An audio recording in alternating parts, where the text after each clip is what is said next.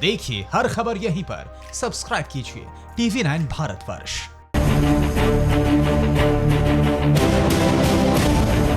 केंद्र सरकार की गाइडलाइन के बाद भी बिहार के प्रवासी मजदूरों की घर वापसी मुश्किल में फंस गई है। बिहार सरकार ने कहा है कि उसके पास अपने लोगों को वापस लाने के लिए जरूरी बस और दूसरे साधन नहीं है।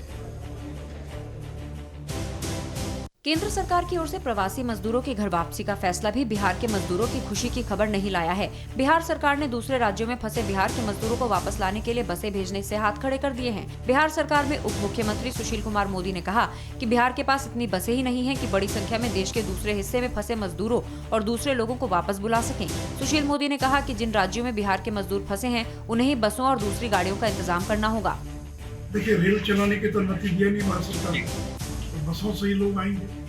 इतने राज्यों से लोगों को आना है, तो जो लोग आएंगे तो वो राज्य सरकारें उसकी व्यवस्था करेंगी और फिर दोनों राज्यों के बीच में एक सहमति बनेगी। हालांकि सुशील मोदी ने कहा कि बिहार सरकार के अफसर भी प्रवासियों को वापस लाने के तरीके पर विचार कर रहे हैं।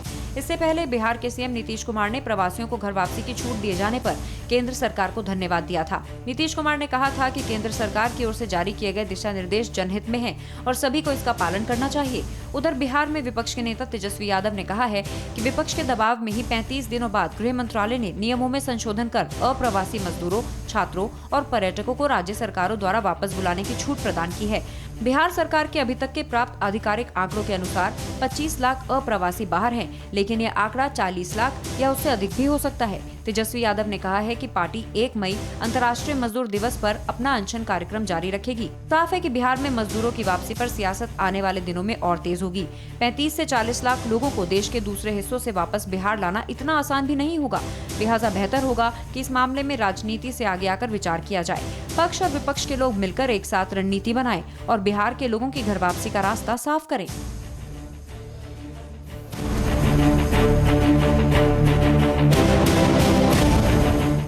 अड़ी सोमवार से शुक्रवार शाम 6 बजे सिर्फ TV9 भारतवर्ष पर।